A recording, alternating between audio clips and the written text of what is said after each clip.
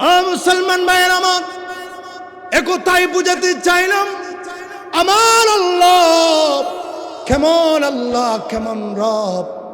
মায়ের গর্ভের ভিতরে আমার জবানে কথা বলার শক্তি নেই, কিন্তু সেখান থেকেও আল্লাহর সাথে কথা বলার সুযোগ রেখেছেন।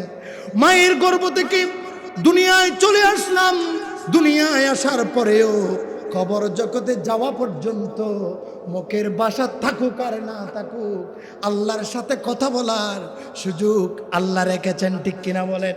শুধু তাই নয় মুসলমান ভাইয়ের আমার, অন্ধকার কবরে যখন রেখে আসা হবে, অন্ধকার কবরে আমার মা যাবে না, বাবা যাবে না, ভাই বন্ধু কেউ যাবে না, সেখানেও আমার আল্লাহর সাথে কথা বলা যাবে, ঠিক কিনা বলেন? শুধু তাই না মুসলমান ভাইয়ের আমার, কিয়ামতের ময়দানে কঠিন মহাশরে যখন মানুষ অসহায় হয়ে যাবে, যখন জাহান্নামী হয়ে যাবে, হাদিসের ভিতরে এসেছে একজন জাহান্নামী বান্দাকে যখন ফেরেশতারা টেনে টেনে টেনে টেনে জাহান্নামের দিকে নিয়ে যাবে, ওই বান্দাটা পেছনে ফিরে ফিরে ফিরে ফিরে ফিরে ফিরে ফিরে ফিরে রহমানুর রহিম আল্লাহর দিকে ফিরে ফিরে বারবার তাকাবে। আল্লাহ জিজ্ঞেস করবে, বান্দা তুমি তো জাহান্নামী হয়ে গিয়েছো, তোমার তো জাহান্নামে যাওয়ার সিদ্ধান্ত হয়েছে, তোমাকে তো ফেরেশতারা টেনে টেনে টেনে টেনে জাহান্নামে নিয়ে যাচ্ছে, ও বান্দা তুমি আবার পেছনে ফিরে ফিরে কি দেখো? বলেন আল্লাহু আকবার। ওই বান্দা বলবে, আল্লাহ নামাজ পড়তে পারি নাই বা পড়ি নাই এটা সত্য, রোজা রাখি নাই সত্য, যাকাত দিতে পারি নাই সত্য, হজ করতে পারি নাই সত্য, কিন্তু আল্লাহ আলেম ওলামাদের মুখে শুনেছি তোমার নাম রহমান, তোমার নাম রহিম, তুমি বড় দয়াবান, একথা আমি বিশ্বাস করতাম। আল্লাহ জাহান্নামী হয়ে গিয়েছি, আমাকে জাহান্নামে নিয়ে যাওয়া হচ্ছে, কিন্তু পেছনে ফিরে ফিরে বারবার তাকায়, ও রহমান ও রহিম তোমার দয়া যদি হয় তুমি আমারে মাফ করে দিতে পারো। আল্লাহু আকবার।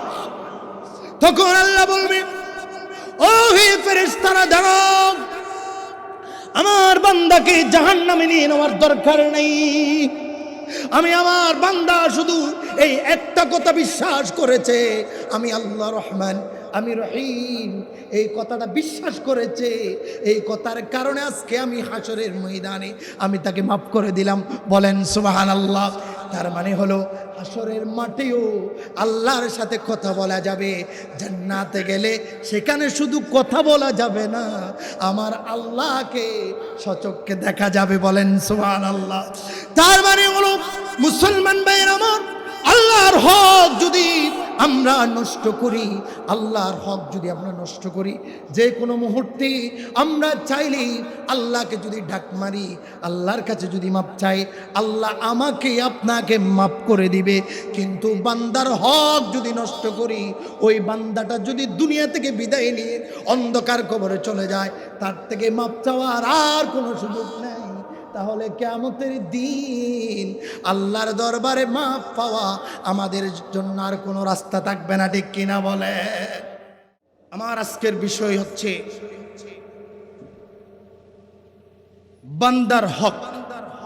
সবাই একযোগে বলেন তো কি? বান্দার হক। হক বুঝেন তো আপনারা? হক, হক কোন বাংলায় হক, হক অধিকার। পৃথিবীতে যত হক আছে সমস্ত হককে দুই ভাগে ভাগ করা হয়েছে। বলেন কয় ভাগে? একটা হলো হকুল্লাহ, আর একটা হলো হকুল ইবাদ। একটা হলো আল্লাহর হক, আর একটা হলো বান্দার হক। বলেন সুবহানাল্লাহ। আমাদেরকে পাঠালেন একজন, তিনি কে? আল্লাহ যে আমাদেরকে এত সুন্দর পৃথিবীতে পাঠালেন, আমাদের উপর আল্লাহর হক নাই? আছে না নাই? আছে। আবার আমাদের উপর আমার অন্যান্য মানুষের হক আছে না নাই? আছে। আজকে কথা বলবো একটা বিষয়ের উপর, বান্দার হক। কিসের উপর? বান্দার হক। এই বিষয়ের উপর কথা বলবো ইনশাআল্লাহ। আসুন, আল্লাহর হক প্রাথমিকভাবে যদি বলি, আল্লাহর হক কাকে বলে এটা যদি না বুঝি, বান্দার হক বোঝা আমাদের জন্য কঠিন হয়ে যায়। আল্লাহর হক, আল্লাহ আমাদের কাছে পাওনাদার, ঠিক কিনা বলেন? আল্লাহ তাআলা এত সুন্দর পৃথিবীতে আমাদেরকে পাঠালেন কোনো কারণ ছাড়া, নাকি কোনো কারণ আছে? আছে না নাই? আছে। আল্লাহ রাব্বুল আলামিন যখন ইচ্ছা করলেন পৃথিবীর ভূখণ্ডে মানুষ পাঠাবেন, আদম সন্তান পাঠাবেন, আল্লাহ সুবহানাহু ওয়া তাআলা ফেরেশতাদের কাছে পরামর্শ করলেন। ফেরেশতাদেরকে বললেন, ও হে ফেরেশতারা, শোনো শোনো, আমি পৃথিবীর ভূখণ্ডে আমার আদমকে পাঠাইতে চাই।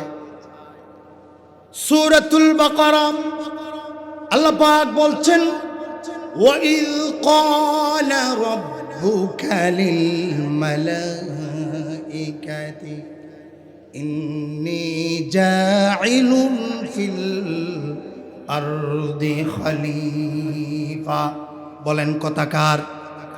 আল্লাহ পাক বলছেন, ও হে আমার ফেরেশতারা, পৃথিবীর জমিনে আমার আদমদেরকে আমি পাঠাইতে চাই, আদম সন্তানদেরকে আমি পাঠাইতে চাই।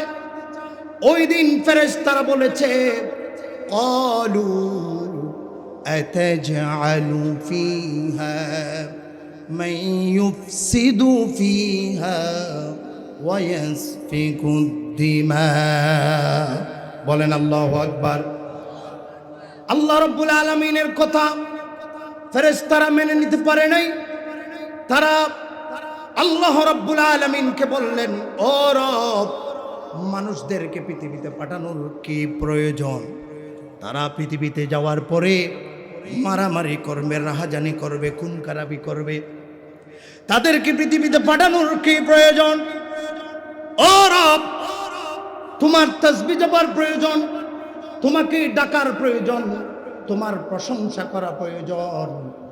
ওয়া নাহনু নুসাব্বিহু বিহামদিকা ওয়া নুকদ্দিসু লাক। ও রব, তোমার প্রশংসা করার জন্য, তোমার তাসবিহ পাঠ করার জন্য আমরা ফেরেশতারা তো আছি, আমরা তো 24 ঘন্টা তোমার প্রশংসা করি, তোমার তাসবিহ পাঠ করি। আবার নতুন করে মানুষদেরকে পৃথিবীতে পাঠানোর কি প্রয়োজন? ফেরেশতারা এই কথা যখন বললেন, আল্লাহ সুবহানাহু ওয়া তাআলা ওই দিন ফেরেশতাদেরকে জবাব দিয়েছিলেন, ইন্নী আ'লামু মা লা তা'লামুন। ও হে ফেরেশতারা, শুনো শুনো শুনো শুনো, আমি আল্লাহ যা জানি, যা বুঝি, তোমরা তা জানো না, তোমরা তা বুঝো না। সুতরাং তোমরা যা কিছু বলো না কেন, আমি পৃথিবীর ভূখণ্ডে আমার আদমদেরকে পাঠাবো। বলেন সুবহানাল্লাহ। ফেরেশতাদের একটা কথা ছিল, কি জন্য পাঠাবেন, কি দরকার? তারা তো মারামারি করবে, তারা তো খুন খারাপি করবে, কি দরকার? আপনার প্রশংসা করার জন্য আমরা তো আছি। বলেন না সুবহানাল্লাহ। এই জন্য মুসলমান ভাইয়ের আমার, আল্লাহ রাব্বুল আলামিন পৃথিবীর ভূখণ্ডে আমাকে আপনাকে পাঠাবার পিছনে আল্লাহ সুবহানাহু ওয়া তাআলার একটা উদ্দেশ্য। আমরা ইবাদত করব কার? বলেন। আমরা প্রশংসা করব কার? আমরা গোলামি করব কার? এজন্য আল্লাহ পাক বলছেন, ওয়া মা খালাকতুল জিন্না ওয়াল ইনসা ইল্লা লিয়াবুদুন।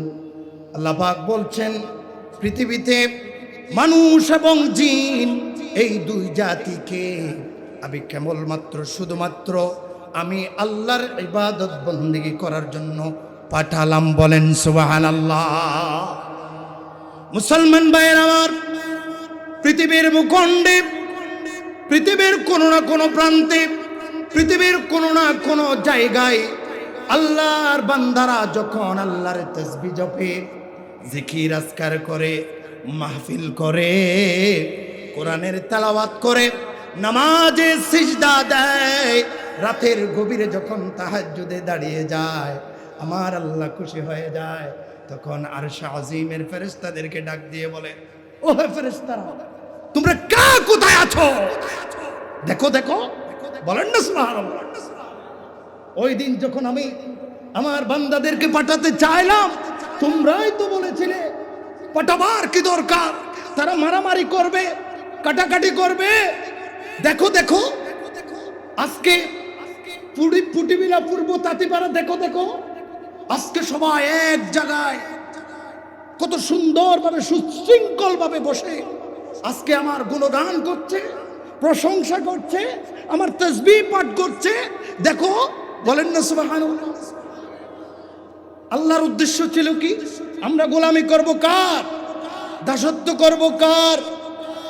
আমরা যখন কোন দাসত্ব করি, গোলামি করি, আল্লাহর তাসবিহ জপি, যখন এরকম সুন্দরভাবে মাহফিল সাজিয়ে মাহফিল করি, আল্লাহ তখন আরশ আজিম থেকে খুশি হয়ে যায়। তখন ফেরেশতাদেরকে গর্ব করে বলে, ও হে ফেরেশতারা, শুনো শুনো, তোমরাই তো বলেছিলে কেন পাঠানোর দরকার, তারা মারামারি করবে, কাটাকাটি করবে। দেখো দেখো, কত সুন্দরভাবে তারা আমার তাসবিহ পাঠ করছে। ও হে ফেরেশতারা, শুনো শুনো, তোমাদেরকে সাক্ষী রেখে বলছি, যেই সমস্ত আমার বান্দারা পূর্ব তাঁতিপাড়া মাহফিলে বসে বসে আমার জিকির করছে, আমার তাসবিহ পাঠ করছে, আমি তোমাদেরকে সাক্ষী রেখে বললাম, তাদের মৃত্যু হতে দেরি হবে, তাদেরকে আমি জান্নাত দিতে দেরি করব না। সুবহানাল্লাহ। মুসলমান ভাইয়ের আমার, পক্ষান্তরে পৃথিবীর কোন মানুষ যখন নাফরমানি করে, আল্লাহকে বাদ দিয়া পৃথিবীর কোন না কোন মূর্তির পূজা করে, কোন না কোন মাজারে গিয়ে আল্লাহকে যে সিজদা দেওয়া দরকার, ওই সিজদা যখন আল্লাহকে বাদ দিয়ে মাজারে দিয়ে দেয়, মাজারে সিজদা দেয় এমন মানুষ আছে না নাই? জোরে কথা বলতে হবে, আছে না নাই? আপনাদের এদিকে বুঝি নাই? থাকবে না কেন? মাজার পূজারীরা বাংলাদেশের প্রত্যেকটা জায়গায় কম আর বেশি আছে, ঠিক কিনা বল? মানুষ যখন আল্লাহকে বাদ দিয়া আল্লাহকে যেই সিজদা দেওয়া দরকার, ওই সিজদা আল্লাহকে না দিয়া যখন কোন মাজারে গিয়ে দিয়ে দেয়, যখন কোন পীরের পায়ে গিয়ে দিয়ে দেয়, আল্লাহর কাছে যেটা চাওয়া দরকার আল্লাহর কাছে না চেয়ে যখন কোন বান্দার কাছে চেয়ে বসে, তখন আল্লাহ নারাজ হয়ে যায়। ফেরেশতাদের কাছে আল্লাহ চেহারা দেখাতে লজ্জা পায়। বলেন আল্লাহু আকবার। তাহলে আল্লাহ আমাদেরকে পাঠালেন, আমরা গোলামি করব কার? দাসত্ব করব কার? আল্লাহর ইবাদত করব, আল্লাহ দাসত্ব করব, আল্লাহর গোলামি করব। এই জন্য আমরা আল্লাহর ইবাদত করব, আমরা আল্লাহর দাসত্ব করব, আমরা আল্লাহর গোলামি করব। এটা হচ্ছে আমাদের উপর আল্লাহর হক। এটা আমাদের উপর কার হক? আল্লাহর হক। আল্লাহর হক যদি বলেন আমাদের উপর আল্লাহর হক কি কি, তাহলে আমি বলবো নামাজ। আমরা আজান হলে নামাজ পড়ব, এটা আমাদের উপর আল্লাহর হক, আল্লাহ আমাদের কাছে প্রাপ্য, ঠিক কিনা বলেন? রমজান মাস আসলে রোজা রাখবো, এটা আমাদের উপর আল্লাহর অধিকার, আল্লাহর হক, এটা আমাদের কাছে আল্লাহ প্রাপ্য। কারো যদি হজ ফরজ হয়ে যায়, সে ঠিক সময়ে যথাসময়ে হজ পালন করবে, এটা তার উপর আল্লাহর অধিকার, আল্লাহর হক। কারো উপর যদি যাকাত ফরজ হয়ে যায়, সে মালের হিসাব করে, মালের নিসাব হিসাব করে মালের যাকাত দিবে, এটা তার উপর আল্লাহর হক, আল্লাহর অধিকার, ঠিক কিনা বলেন মুসলমান ভাইরা? এবার আসুন, আরেকটা হচ্ছে হকুল ইবাদ, বান্দার হক। এক নাম্বার গেল আল্লাহর হক, দুই নাম্বার বান্দার হক। এখানে আমরা যারা এসেছি, আমরা সবাই একজনের বান্দা, তিনি কে? আল্লাহ। বান্দার হক, আমি বান্দা, আমার উপর অপর বান্দার হক। যেমন আমি যদি সন্তানের পিতা হই, আমার উপর আমার সন্তানের হক আছে না নাই? আমি যদি কোনো মায়ের সন্তান হই, আমার উপর আমার মায়ের অধিকার হক আছে না নাই? আমি যদি আমার বাবার সন্তান হই, আমার উপর আমার বাবার হক, বাবার অধিকার আছে না নাই? আমি যদি কোনো একজন পরিবারের সদস্য হই, তাহলে আমার উপর পরিবারের হক আছে না নাই? আমার যদি কতগুলো বন্ধু থাকে, তাহলে আমার উপর আমার বন্ধুর হক অধিকার আছে না নাই?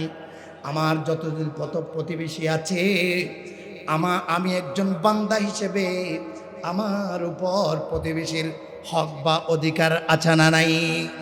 আছে। হকুল ইবাদ, বান্দা হিসেবে আপনার উপর অন্য বান্দার অধিকার আছে। শুধু যে বান্দার অধিকার আছে তা নয়, পৃথিবীর ভূখণ্ডে আল্লাহ সুবহানাহু ওয়া তাআলা যত প্রাণী সৃষ্টি করেছেন, আপনার উপর সমস্ত প্রাণীর অধিকার আছে। বলেন না সুবহানাল্লাহ। যেমন আপনি ঘর নির্মাণ করেছেন, আপনার ঘরের কোনায় কোনায় একটা ব্যাংক থাকে। ওই ব্যাংকে কি নাম্বার ডাকেন আপনারা? আপনারা চিনেন না মনে হয়। কোনো ব্যাংক, বলেন তো কি ব্যাংক? কোনো ব্যাংক। কোনো ব্যাংকের নিজস্ব কি কোনো ঘর আছে? নাই। কোনো ব্যাংক থাকে কোথায়? আপনি লক্ষ টাকা খরচ করে, কোটি কোটি টাকা খরচ করে যে ঘর নির্মাণ করেছেন, ওই একটা ছোট প্রাণী কোনো ব্যাংক আপনার নির্মিত ঘরের কোনায় বসবাস করে। আপনার ঘরের কোনায় বসবাস করার অধিকার দিয়েছেন একজন, তিনি কে? তাহলে বোঝা গেল আপনি বান্দা হলেও আপনার উপর একটা প্রাণীরও অধিকার আছে, ঠিক কিনা বলেন? আচ্ছা বলেন তো, আপনাদের ভিতরে এমন কি কেউ আছেন দূর করাবেন ঘরে আজকে একটাও রাখবো না, সবগুলো বের করে দিব? এখানে কি কেউ আছেন বের করে দিয়েছেন? না। কারণ আপনারা জানেন কোন ব্যাংক মারলে পড়ে কবিরা গুনাহ, ঠিক কিনা বলেন? ওমা, এটা বোধহয় আপনারা জানেন না। কোন ব্যাংক মারলে কবিরা গুনাহ কি হয় কি হয় না? এই জন্য আমরা ছোট থেকে বড় সবাই জানি এই কোন ব্যাংক মারা যাবে না। যদিও কারো ভুলের কারণে মারা যায়, আল্লাহর কাছে মাপ চাইতে হবে, ঠিক কিনা বলে? আলোচনা কথার থেকে কথা চলে আসে। বলতে চাইছিলাম, বান্দার উপর বান্দার হক নয়, বান্দার উপর শুধু বান্দার অধিকার নয়, একজন বান্দার উপর প্রত্যেকটা প্রাণীর অধিকার আছে, ঠিক কিনা বলে? আপনি কোটি টাকা খরচ করে কত সুন্দর দালান তৈরি করলেন, কত সুন্দর ঘর নির্মাণ করলেন। এই ঘরের কোনায় কোনায় কোনো বসবাস করে, তাকে নিজস্ব কোনো ঘর করার নির্দেশ আল্লাহ দেন নাই, তাকে আল্লাহ নির্দেশ দিয়েছেন, ও কোনো ব্যাংক কোথাও থাকা লাগবে না, আমার বান্দারা যত দামি ঘর নির্মাণ করুক না কেন, তুমি সোজা গিয়ে সেখানে কোনায় কোনায় থাকবা, তোমাকে কেউ বের করে দিবে না। আল্লাহু আকবার। এখান থেকে একটা শিক্ষা নেন। একটা প্রাণী আছে, যে প্রাণীটার নাম হচ্ছে লফিনী। এটা আমি শিখে নিয়েছি। এটাকে বইয়ের ভাষায় কি বলে আমার জানা নাই, কিন্তু আপনারা যেন বুঝেন, এটাকে বলে লফিনী, ঠিক কিনা বলেন? মাথাটা একটু লাল লালচে রং, ঠিক কিনা বলেন? আপনাদের এদিকে ওই প্রাণীটা দেখলে কি করেন? একটা কিছু হাতে নিয়ে এক বাড়িতে মেরে ফেলেন, ঠিক কিনা বলেন? এটার ইতিহাস কি আপনি জানেন? কোন ব্যাংক গড় থেকে বের করে দেন না, ওই লফিনীটাকে ফেলে এক বাড়িতে মেরে ফেলেন। কারণ কি?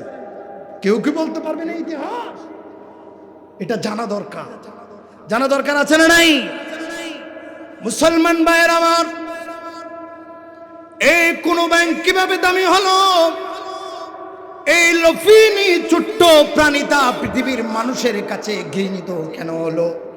একটা ইতিহাস শুনুন। আমাদের মুসলিম জাতির পিতার নাম কি বলেন? ওমা, আপনারা শুধু বঙ্গবন্ধুর নাম জানেন, জাতির পিতার নাম, বাঙালি জাতির পিতার নাম জানেন, মুসলিম জাতির পিতার নাম ভুলে গেছেন, ঠিক কিনা বলেন? মুসলিম জাতির পিতার নাম কি? ইব্রাহিম খলিলুল্লাহ। হযরত সাইয়্যিদনা ইব্রাহিম আলাইহিস সালাম বলা হয়েছে ইব্রাহিম আলাইহিস সালাম তোমাদের জাতির পিতা। কোরআনকে প্রশ্ন করা হলো, ও কোরআন, আমার পিতা তো একজন আছে, ইব্রাহিম আলাইহিস সালাম আবার মুসলিম জাতির পিতা হলো কিভাবে? তখন কোরআন কত সুন্দরভাবে জবাব দিল, মিল্লাতা আবিকুম ইব্রাহিম হুয়া সাম্মাকুমুল মুসলিমিন। ওহে পৃথিবীর মানুষেরা, তোমরা যে আজকে ইসলাম কবুল করে ইসলাম মেনে নিয়ে মুসলিম দাবি করছো, এই মুসলমান নামটাই রেখেছে ইব্রাহিম খলিলুল্লাহ। আল্লাহু আকবার। সন্তানের নাম রাখার দায়িত্ব কার? বাবার। বলেন, সন্তানের নাম রাখার দায়িত্ব কার? বাবার।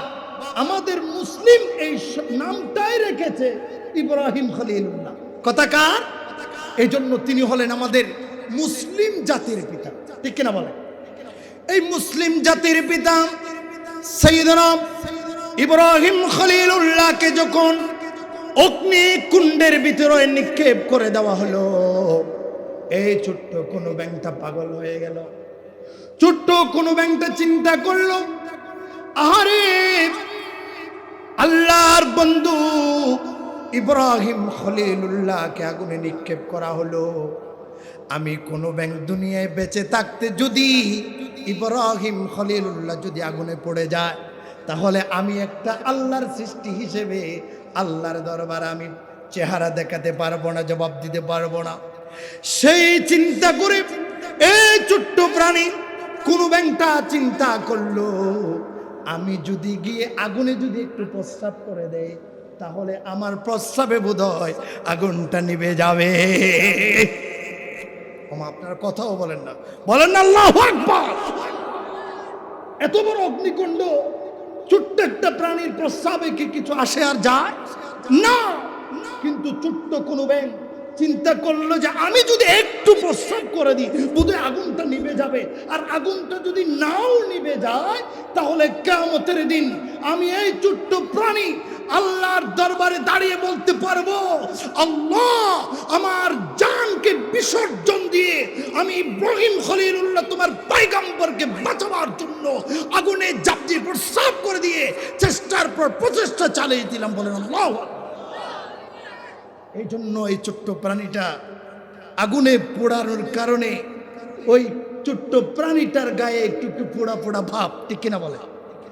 এই ছোট্ট কোনো ব্যাংক মানবতার পক্ষে কাজ করতে গিয়ে আল্লাহর পয়গম্বরকে বাঁচাবার জন্য প্রস্রাব করে দিতে গিয়ে আগুনে জ্বলছে গেল, তা পুড়ে গেল। এই ছোট্ট প্রাণীটা মানবতার পক্ষে কাজ করেছে, এই জন্য আমার আল্লাহ ছোট্ট প্রাণীটাকে মানবতার জন্য কবুল করে নিয়েছে। আল্লাহ ছোট্ট প্রাণীটাকে বলে দিয়েছে, ও ছোট্ট প্রাণী, তুমি যেহেতু মানবতার জন্য কাজ করেছো, আমি তোমাকে কিয়ামত পর্যন্ত মানবতার জন্য কবুল করে নিলাম। তুমি আমার বান্দাদের ঘরের কোনায় কোনায় বসে বসে আমার বান্দাদেরকে পাহারা দিবা। আল্লাহ! আজকে বিজ্ঞান সেটা নিয়ে গবেষণা করেছে, কোন ব্যাঙ আবার মানুষদেরকে পাহারা দেখে পাবে। গবেষণায় উঠে এসেছে, কোন ব্যাঙ যখন সাপ দেখে, বিষাক্ত সাপ যখন কোন ব্যাঙ দেখে, তখন রাগে ফুসলে যায় কোন ব্যাঙ। আর কোন ব্যাঙটা যখন রাগে ফুসলে যায়, তার শরীর থেকে একটা ফুড়া গন্ধ বের হয়, আর ওই গন্ধটাই বিষাক্ত সাপ সহ্য করতে পারে না, মানুষের ঘরে না ঢুকে পালিয়ে যায়। আল্লাহ! কখনো চিন্তা করেছেন এই বিষয়টা? আপনার ঘরের কোনায় কোনো ব্যাংক কেন থাকে? বলতে চেয়েছিলাম, কোন ব্যাংক মানবতার কাজ করেছে বিদায় মানবতার জন্য কবুল করেছেন। তিনি কে? আরেকটা ছোট প্রাণী লফিনি, দেখলেই মেরে ফেলেন। কারণ কি? ছোট কোনো ব্যাংক চিন্তা করলো, আমি যদি একটু প্রস্রাব করে দিই, তাহলে আগুনটা বোধহয় নেভে যাবে। আল্লাহর পয়গম্বর বোধহয় আগুন থেকে বেঁচে যেতে পারবে। আর পক্ষান্তরে ওই ছোট লফিনি প্রাণীটা চিন্তা করলো, দেখা যায় দেশের মানুষ সবাই তো ইব্রাহিমের বিপক্ষে, আমি ছোট প্রাণী লফিনি ইব্রাহিম একজনের পক্ষে গিয়ে কি হবে, আমিও ওই নমরুদ ফেরাউনের পক্ষে চলে গেলাম। বলেন না নাউজুবিল্লাহ। এই প্রাণীটা চিন্তা করলো, আমিও মানুষদের সাথে যাব, আমি যদি কিছুই করতে না পারি, ইব্রাহিমের জন্য যে অগ্নিকুণ্ড জ্বালানো হলো ওখানে গিয়ে একটু ফু দিব যেন আগুনটা বাড়ে।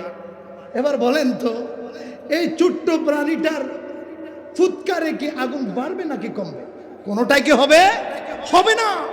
এই ছোট্ট প্রাণীটা ইব্রাহিম খলিলুল্লাহর বিপক্ষে গিয়ে আগুনে ফু দিয়েছে, যার কারণে আগুনের স্ফুলিঙ্গ এসে যার মাথাটা লালচে আকার হয়ে গেছে, লালচে হয়ে গেছে। এই জন্য মানবতার বিপক্ষে যাওয়ার কারণে আল্লাহ তাআলা এই ছোট্ট প্রাণীটাকে পৃথিবীর মানুষের কাছে ঘৃণিত বানিয়ে দিয়েছে। আর প্রতিটা মানুষের অন্তরের ভিতরে ছোট্ট প্রাণীটার প্রতি ঘৃণা সৃষ্টি করে দিয়েছে। এই জন্য মানুষ ওই প্রাণীটাকে যেখানেই পায় এক বাড়িতে মারতে পারলে সওয়াব বলে মেরে ফেলার চেষ্টা করে। ঠিক কিনা মুসলমান? এখান থেকে শিক্ষা হলো, আমি যার আপনিও তার। ঠিক কিনা বলেন?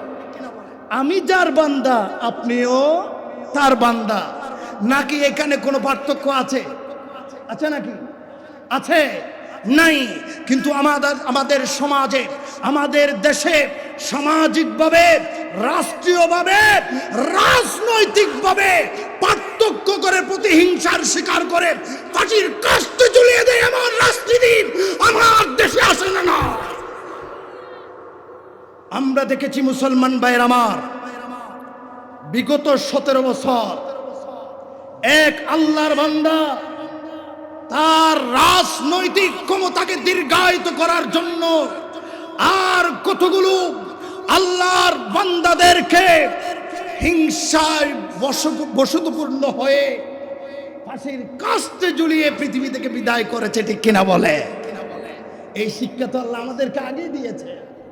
ওহে পৃথিবীর মানুষ, মানবতার পক্ষে কাজ করো, তুমি পৃথিবীর মানুষের কাছে সম্মানিত হয়ে যাবে।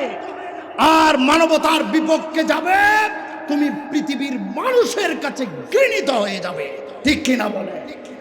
এই জন্য আমরা দেখেছি যেই নেত্রী সারা জীবন মানবতার পক্ষে কাজ করেছে, এই দেশের সর্বপ্রথম নারী প্রধানমন্ত্রী জননেত্রী খালেদা জিয়া। ঠিক কিনা বলেন? আপনারা কি আমার কথা রাগ করছেন? হক তো হক বলতেই হবে। ঠিক কিনা? হক তো হক বলতেই হবে, কারণ আমার বিষয়টা হলো হকের পক্ষে। ঠিক কিনা বলেন? এই বাংলাদেশের সর্বপ্রথম নারী প্রধানমন্ত্রী হলো খালেদা জিয়া। খালেদা জিয়া তার রাজনৈতিক জীবনে কোনোদিন আলেমদের বিপক্ষে গিয়ে কথা বলতে দেখি নাই। ঠিক কিনা বলে? সেটা জামাত ইসলামী হোক, সেটা চরমোনাই হোক, সেটা ইসলামী আন্দোলন হোক, এই খালেদা জিয়াটাকে কোনোদিন আলেমদের বিপক্ষে গিয়ে প্রতিবাদ করতে দেখি নাই, আলেমদেরকে ফাঁসির কাস্তে নিয়ে যেতে দেখি নাই, নোংরা রাজনীতি করতে আমরা খালেদা জিয়াকে দেখি নাই। ঠিক কিনা বলে? নিশ্চয়ই সে মানবতার পক্ষে কাজ করেছে। ঠিক কিনা? যার কারণে তাকে বারংবার বেইজ্জতি করার চেষ্টা করা হয়েছে। বিগত 17 বছর মানবতার পক্ষে কাজ করার কারণে, আল্লাহ তার পক্ষে থাকার কারণে পৃথিবীর কোনো মানুষ তাকে বেইজ্জত করতে পারে নাই।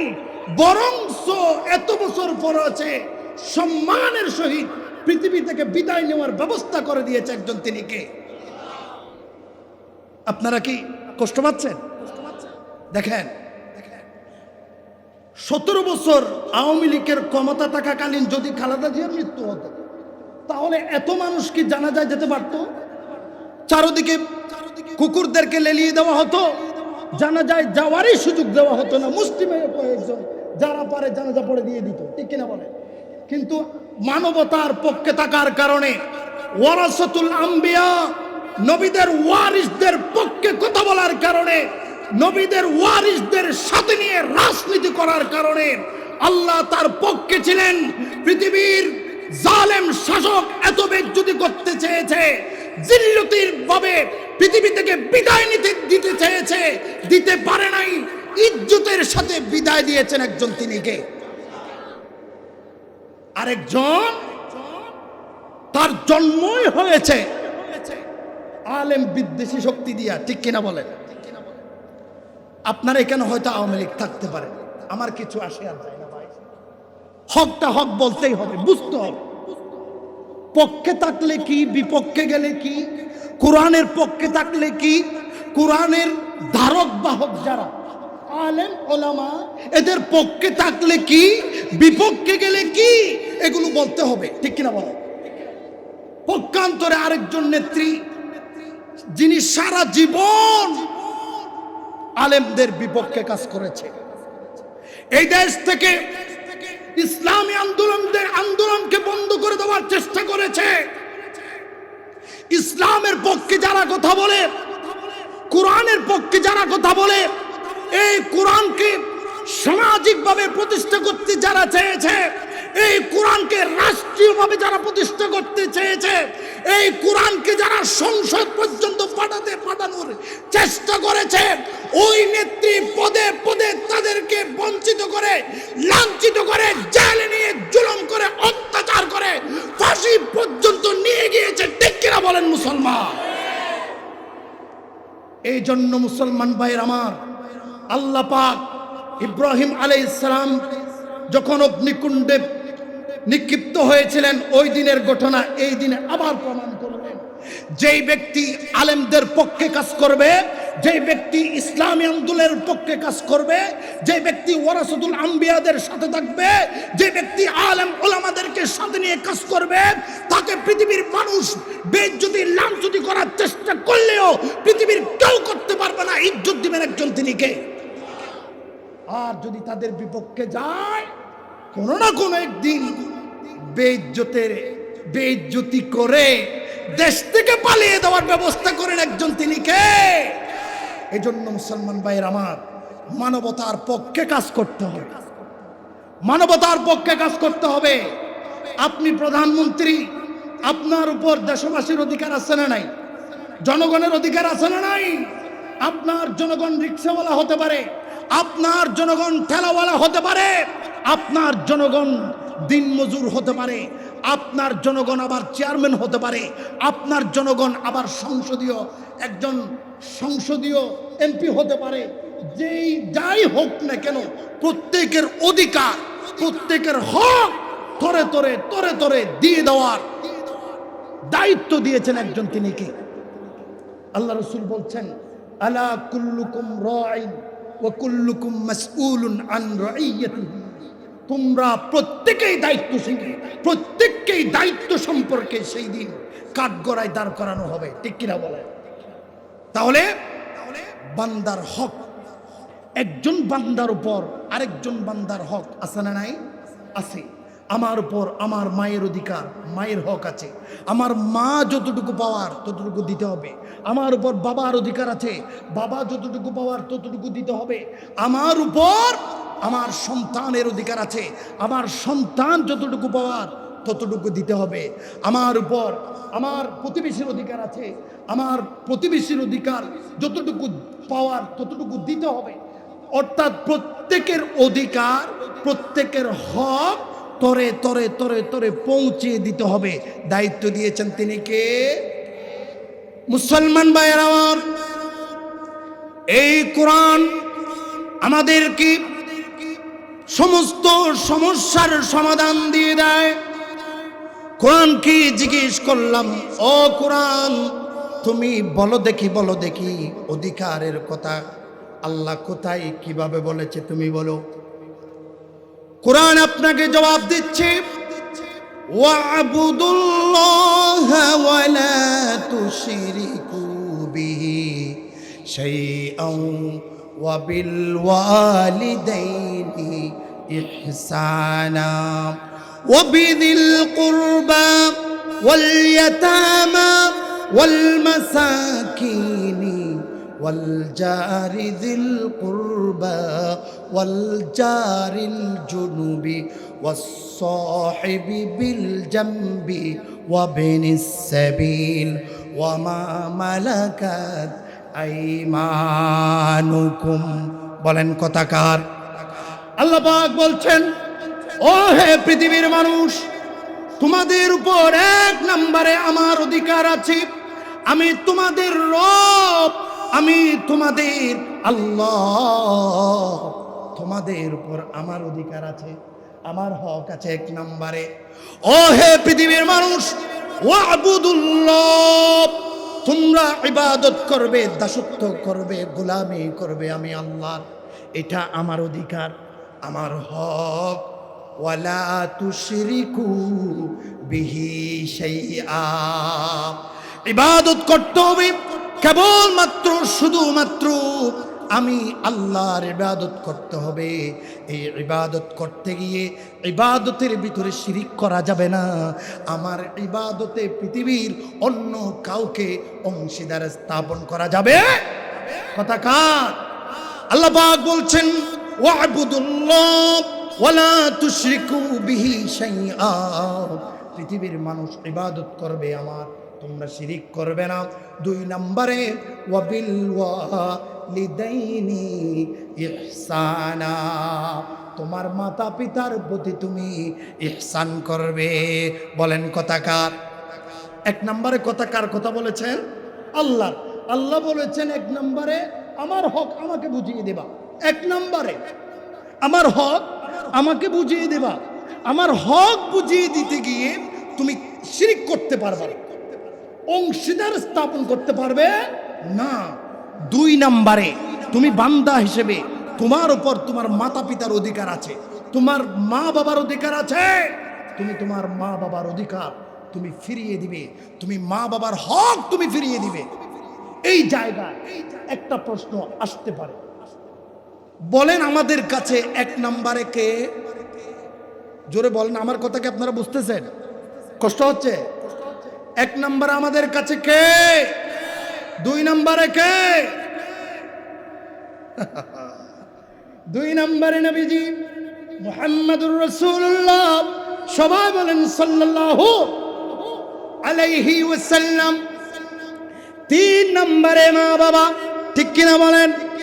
আল্লাহ সুবহানাহু ওয়া তাআলা কোরআনের এই আয়াতের ভিতরে 1 নম্বরে আল্লাহর কথা বলেছেন, 2 নম্বরে নবীজির কথা বলা উচিত ছিল, কিন্তু আল্লাহ 2 নম্বরে নবীজির কথা না বলে মা বাবার কথা কেন বলেছেন? প্রশ্ন আছে না নাই? এটার জবাব হলো, পৃথিবীতে আসার পেছনে 2 জনের আপনার দায়িত্ব রয়েছে। 1 নাম্বার হলো আল্লাহ, 2 নাম্বার হলো মা বাবা, ঠিক কিনা বলেন? আমার আল্লাহ যদি না পাঠাতেন আমরা কেউ আসতে, আর মা যদি 10 মাস 10 দিন যদি গর্ভে ধারণ না করতেন তাও আসতে পারতাম না, ঠিক কিনা বলেন? পৃথিবীতে আসার পেছনে আল্লাহ যদি না পাঠাতেন আসতে পারতাম না। মা যদি গর্ভে ধারণ না করতেন তাহলে পৃথিবীর চেহারাই দেখতাম না। এবার আসুন, নবীজির কথা কেন বললেন না? আমরা নবীজিকে কখন চিনলাম?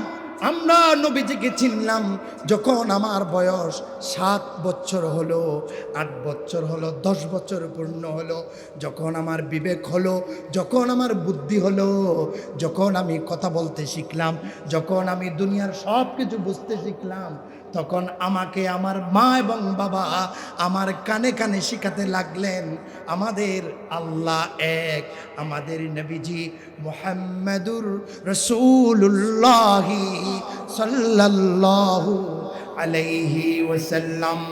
এবার বলেন তো, মা যদি 10 মাস 10 দিন গর্ভে ধারণ না করতেন তাহলে কি নবী চিনতে পারতাম? ওনারা আর হতো নবজন ফাল্লাওয়া নাকি আঞ্চলিক মারে দিও আর হতো না, বুঝতে লাগবেন না। আয়বাজি সিটেঙ্গে ডাহাইয়া ফোয়া নয়, কষ্টবাজের গে ফোন আয় পারে কি রে ওয়া আল্লাহ কেন হতা হন না? আমার মা আপনার মা যদি 10 মাস 10 দিন গর্ভে ধারণ না করতেন, পৃথিবীতে আসার জন্য যদি সুযোগ করে না দিতেন, আমরা কি কখনো নবী চিনতাম নাকি? চিনতাম না। মা পৃথিবীতে আসার সুযোগ করে দেওয়ার কারণে এই জন্য নবী চিনতে পারলাম। এই জন্য আল্লাহ এই জায়গায় রসুলের কথা না বলে আল্লাহর পরে মা বাবার কথা বলে দিয়েছেন। বলেন সুবহানাল্লাহ। তাহলে এক নাম্বার হলো অধিকার কার? আমরা যদি কারো যদি কোনো অধিকার ফিরিয়ে দিতে চাই, কারো যদি কোনো হক ফিরিয়ে দিতে চাই, তাহলে এক নাম্বারের অধিকার ফেরত দিতে হবে, হক ফেরত দিতে হবে কাকে? দুই নাম্বারে যদি আমরা যদি অধিকার পালন করতে চাই, হকগুলি যদি তরে তরে দিয়ে দিতে চাই, তাহলে আমাদের মা বাবার হকগুলো আগে দিতে হবে। ঠিক কিনা বলেন? এরপর আল্লাহ পাক বলছেন ওয়াবিযিল কুরবা, ও হে পৃথিবীর মানুষ, তোমার মায়ের দিকে আত্মীয় আছে, বাবার দিকে আত্মীয় আছে। তিন নম্বরে তোমার আত্মীয় স্বজনের যে অধিকার আছে, ওই অধিকারগুলো তোমাকে ফেরত দিতে হবে। এরপর আল্লাহ পাক বলছেন ওয়াল ইয়াতামা, তোমার বড় ভাই তোমার আগে ইন্তেকাল করেছে, তার ছোট ছোট জাদুমণিরা আরে এতিম অবস্থায় তোমার কাছে আছে। আল্লাহ পাক বলছেন 4 নম্বরে ওই এতিম বাচ্চাদের হকগুলো তোমাকে ফেরত দিতে হবে। ওয়াল মাসাকিন, তোমার সমাজে মিসকিন যারা অসহায় আছে তাদের হকগুলো ফেরত দিতে হবে। এরপর আল্লাহ পাক বলছেন ওয়াল জারিদিল কুরবা, নিকটতম প্রতিবেশী, ওয়াল জারিল জুনুবি, দূরবর্তী প্রতিবেশী, ওয়াস সাহিবি বিল জামবি, তোমার সাহচর্য যারা আছে, তোমার বন্ধু বান্ধব। এরপরে ওয়াবিনিস সাবিল, পথিক যারা আছে, এদের হক এদের অধিকার ফিরিয়ে দিতে হবে। সর্বোপরি শেষবারের মতো আল্লাহ পাক বলছেন ওয়ামা মালাকাত আইমানুকুম, তোমাদের দাস দাসী যারা আছে, তোমাদের কাছে চাকর চাকরানি যারা আছে, এদের যা প্রাপ্য আছে, যা অধিকার আছে, যা হক আছে, এগুলো তোমাদের থেকে আদায় করে দিতে হবে। দায়িত্ব দিয়েছেন একজন, জোরে বলেন তিনি কে? আসুন, বান্দার হক। বান্দা বলতে আমার উপর আমার মাও বান্দা, বাবাও বান্দা, ভাই বোন ছেলে মেয়ে সবাই আল্লাহর বান্দা, ঠিক কিনা? বান্দার হক বলতে আমার উপর অন্যান্য সবার হক। এবার এই জায়গায় একটা কথা শুনে, আমরা এখানে হক বলতে বুঝি ধন সম্পদ, টাকা পয়সা, ঠিক কিনা বল? আজকে একটা কথা বলি, আমার আনন্দে বুক ভরে গেছে। কেন জানে? আমার ডানে বামে আলেম ওলামাদেরকে দেখতে পাচ্ছি। বলেন না আলহামদুলিল্লাহ। আলেম ওলামাদেরকে দেখলে বড় আনন্দ লাগে, বড় আনন্দ লাগে। আলহামদুলিল্লাহ। বলতে চাচ্ছি মুসলমান ভাইয়ের আমার, আমরা প্রাথমিকভাবে বুঝি হক বলতে বুঝি টাকা পয়সা, ধন দৌলত, জায়গা জমি, এগুলোকে আমরা হক মনে করি, ঠিক কিনা? অথচ এগুলি নয়। আপনি আরেকজন মানুষের সাথে, আরেকজন আল্লাহর বান্দার সাথে সুন্দর ভাষা, মনে কষ্ট না পায় মতো করে কথা বলবেন, এটাও আপনার উপর তার হক। বলেন না সুবহানাল্লাহ। আপনি এটাও নষ্ট করতে পারবেন না। দেখুন, একটা হলো আল্লাহর হক আর একটা হলো বান্দার হক। এই জায়গায় একটা কথা জানুন, আপনি আল্লাহর হক যেটা যদি নষ্ট করেন, আল্লাহর কাছে মাপ চাইলে আল্লাহ মাফ করে দিবে। তওবার মাধ্যমে, ইস্তিগফারের মাধ্যমে। আল্লাহ বলছেন তুবু ইলাল্লাহ তাওবাতান নাসুহা, তোমরা তওবায়ে নাসুহা করো, আমি মাফ করে দিব। কথা কার? আল্লাহর হক নষ্ট করলে আল্লাহ মাফ করে দিবেন। কিন্তু তবে কেউ যদি কোনো একজন বান্দার হক নষ্ট করে, আল্লাহ কখনো সেটা মাফ করবেন না। এখানে একটা জিনিস বুঝেন, এক নাম্বার আল্লাহর হক, এক নাম্বার কার হক? দুই নাম্বার হলো বান্দার হক। 2 নম্বর বান্দার হক হলেও এখানে 2টা হক আছে। এক নম্বর আল্লাহর হক, 2 নম্বর বান্দার হকের ভিতরে 2টা হক। 1 নম্বর আল্লাহর হক, আবার বান্দার হক। যেমন আপনি আপনার মায়ের হক দিয়ে দিবেন, নির্দেশ দিয়েছেন তিনি কে? এটা কার হক? আল্লাহর হক। আল্লাহর নির্দেশটা আপনি মান্য করবেন, এটা কার হক? আপনি যদি আল্লাহর নির্দেশটা পালন না করেন, আপনার মায়ের হক ফিরিয়ে না দেন, বাবার হক ফিরিয়ে না দেন, বোনের হক ফিরিয়ে না দেন, ভাইয়ের হক ফিরিয়ে না দেন, 1 নম্বরে অপরাধ করেছেন, আল্লাহর একটা আদেশ অমান্য করেছেন। 2 নম্বর ভাইয়ের হক মেরে দিয়েছেন, বোনের হক মেরে দিয়েছেন, চাচার হক মেরে দিয়েছেন, আপনার বড় আব্বুর হক মেরে দিয়েছেন। তাহলে 1 নম্বরের অপরাধ হলো একটা, আল্লাহর হক নষ্ট করেছি। কিন্তু 2 নম্বরে গিয়ে অপরাধ হলো 2টা। একটা হলো আল্লাহর আদেশ অমান্য করেছি, আর একটা হলো যার হক তাকে দিই নাই। ঠিক কিনা বলেন? আমার কথাকে আপনারা বুঝতেছেন?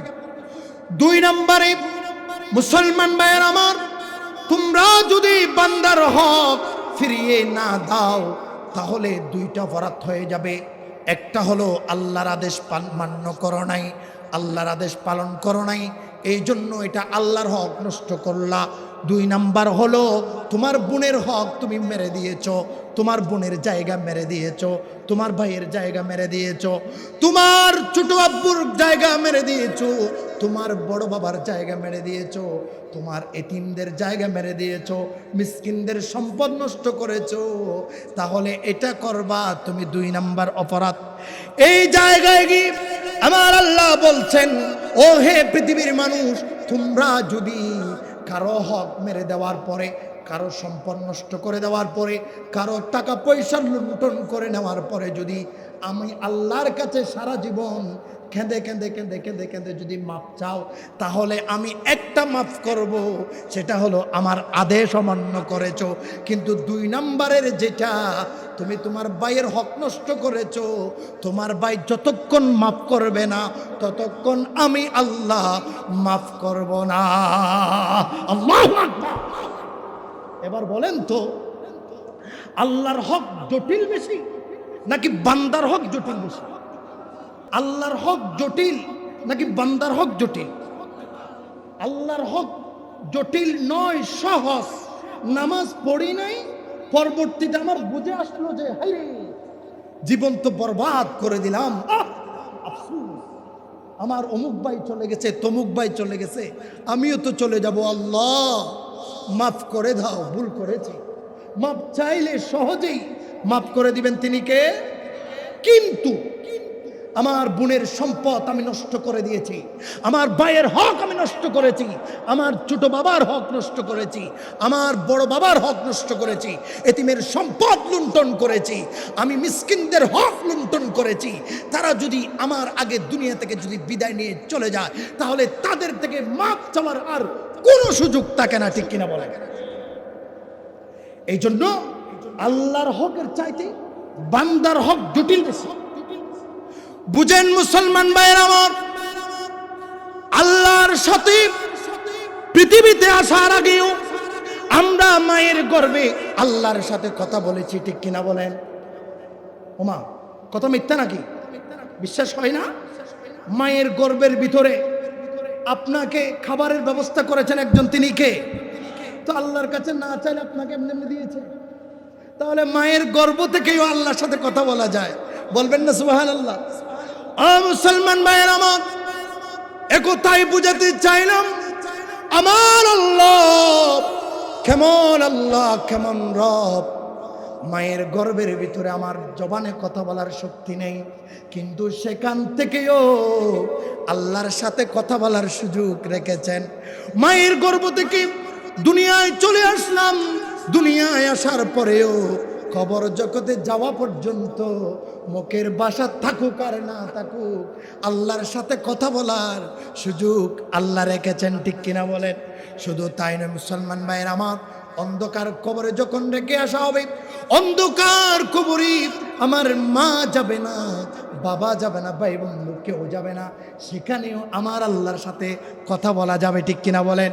শুধু তাই না মুসলমান ভাইরা আমার, কিয়ামতের ময়দানে কঠিন মহাশরে যখন মানুষ অসহায় হয়ে যাবে, যখন জাহান্নামী হয়ে যাবে, হাদিসের ভিতরে এসেছে একজন জাহান্নামী বান্দাকে যখন ফেরেশতারা টেনে টেনে টেনে টেনে জাহান্নামের দিকে নিয়ে যাবে, ওই বান্দাটা পেছনে ফিরে ফিরে ফিরে ফিরে ফিরে ফিরে ফিরে ফিরে রহমানুর রহিম আল্লাহর দিকে ফিরে ফিরে বারবার তাকাবে। আল্লাহ জিজ্ঞেস করবে, বান্দা তুমি তো জাহান্নামী হয়ে গিয়েছো, তোমার তো জাহান্নামে যাওয়ার সিদ্ধান্ত হয়েছে, তোমাকে তো ফেরেশতারা টেনে টেনে টেনে টেনে জাহান্নামে নিয়ে যাচ্ছে, ও বান্দা তুমি আবার পেছনে ফিরে ফিরে কি দেখো? বলেন আল্লাহু আকবার। ওই বান্দা বলবে, আল্লাহ নামাজ পড়তে পারি নাই বা পড়ি নাই এটা সত্য, রোজা রাখি নাই সত্য, যাকাত দিতে পারি নাই সত্য, হজ করতে পারি নাই সত্য, কিন্তু আল্লাহ আলেম ওলামাদের মুখে শুনেছি তোমার নাম রহমান, তোমার নাম রহিম, তুমি বড় দয়াবান, এ কথা আমি বিশ্বাস করতাম। আল্লাহ জাহান্নামী হয়ে গিয়েছি, আমাকে জাহান্নামে নিয়ে যাওয়া হচ্ছে, কিন্তু পেছনে ফিরে ফিরে বারবার তাকায়, ও রহমান ও রহিম তোমার দয়া যদি হয় তুমি আমারে মাফ করে দিতে পারো। আল্লাহু আকবার। তখন আল্লাহ বলবে, ও হে ফেরেশতারা দাঁড়াও, আমার বান্দাকে জাহান্নামে নিয়ে নেওয়ার দরকার নেই, আমি আমার বান্দা শুধু এই একটা কথা বিশ্বাস করেছে, আমি আল্লাহ রহমান আমি রহিম, এই কথাটা বিশ্বাস করেছে, এই কথার কারণে আজকে আমি হাসরের ময়দানে আমি তাকে মাফ করে দিলাম। বলেন সুবহানাল্লাহ। তার মানে হলো হাসরের মাঠেও আল্লাহর সাথে কথা বলা যাবে, জান্নাতে গেলে সেখানে শুধু কথা বলা যাবে না, আমার আল্লাহকে সচক্ষে দেখা যাবে। বলেন সুবহানাল্লাহ। তার মানে হলো মুসলমান ভাইয়ের আমার, আল্লাহর হক যদি আমরা নষ্ট করি, আল্লাহর হক যদি আমরা নষ্ট করি, যে কোনো মুহূর্তে আমরা চাইলেই আল্লাহকে যদি ডাক মারি, আল্লাহর কাছে যদি মাপ চাই, আল্লাহ আমাকে আপনাকে মাফ করে দিবে। কিন্তু বান্দার হক যদি নষ্ট করি, ওই বান্দাটা যদি দুনিয়া থেকে বিদায় নিয়ে অন্ধকার কবরে চলে যায়, তার থেকে মাপ চাওয়ার আর কোনো সুযোগ নেই। তাহলে কিয়ামতের দিন আল্লাহর দরবারে মাফ পাওয়া আমাদের জন্য আর কোনো রাস্তা থাকবে না, ঠিক কিনা বলে? তাহলে বোঝা গেল আল্লাহর হকের চাইতে বান্দার হক জটিল, ঠিক কিনা বলে? দেখুন আমাদের একটা হাদিস জানা আছে, আস-সালাতু মিফতাহুল জান্নাহ, নামাজ হলো জান্নাতের চাবি, ঠিক কিনা বলেন? আমাদের সমাজে অনেক মুরব্বীরা আছে নিজের ছোট ভাইয়ের হক মেরে দিয়েছে, ঠিক কিনা বলেন?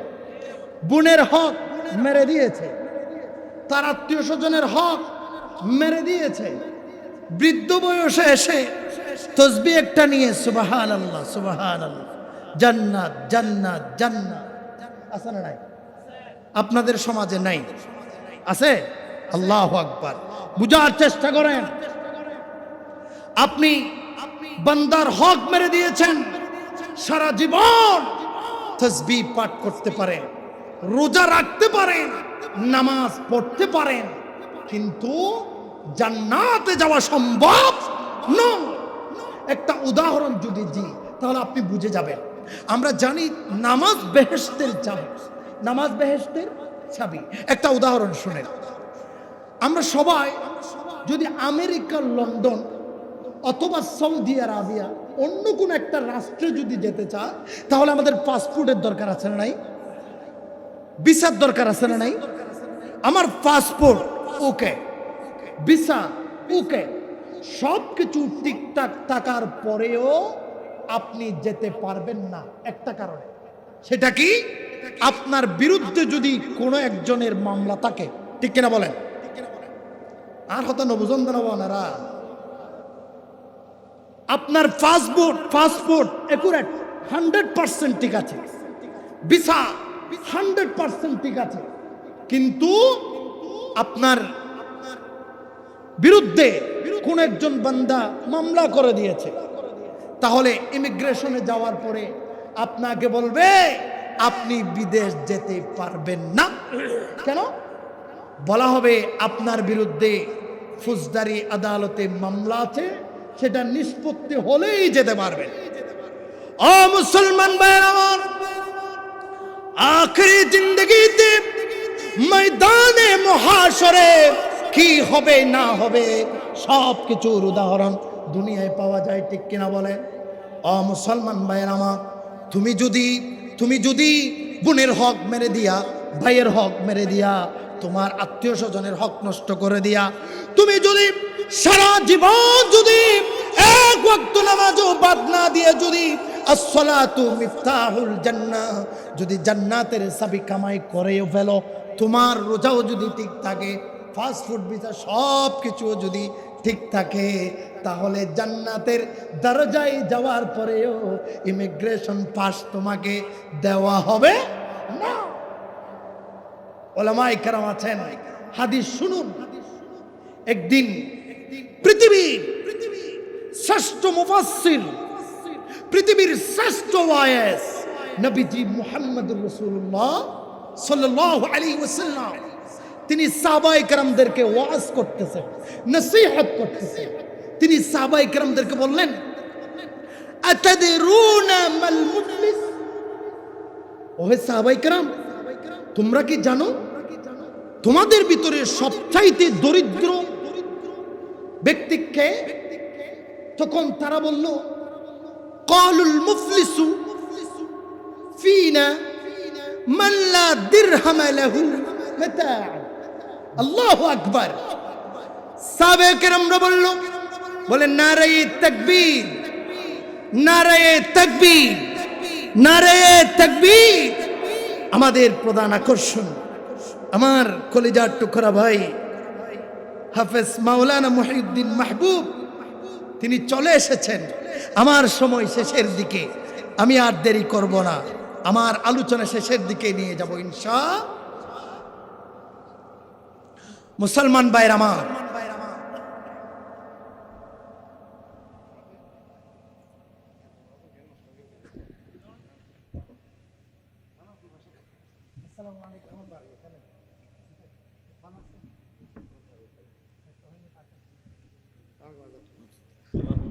আপনাদের মনোযোগ আছে? কথা শুনবেন নাকি শেষ করে দিব? হুজুর তো চলে আসছে, আমি শেষ করে দিই, শুনুন। সাহাবায়ে কেরামদেরকে আল্লাহ রাসূল বলছেন, তোমরা কি জানো তোমাদের ভিতরে সবচাইতে দরিদ্র ব্যক্তি কে? তখন সাহাবায়ে কেরামরা জবাব দিলেন, যার আসবাবপত্র নাই, যার টাকা কড়ি দিরহাম নাই, আমাদের কাছে সেই সবচাইতে দরিদ্র। তখন আল্লাহ রাসূল বলছেন, না, সে দরিদ্র নয়। আল্লাহ রাসূল বললেন, আমার উম্মতের ভিতরে ওই ব্যক্তি সবচাইতে বড় দরিদ্র, যে ব্যক্তি সারা জীবন নামাজ পড়েছে, তাসবিহ তাহলিল করেছে, হজ করেছে, যাকাত দিয়েছে, যুদ্ধের ময়দানে গিয়ে শহীদ হয়েছে, সব কিছু ঠিকঠাক ছিল, তার আমল নামায় সওয়াবে ভরপুর।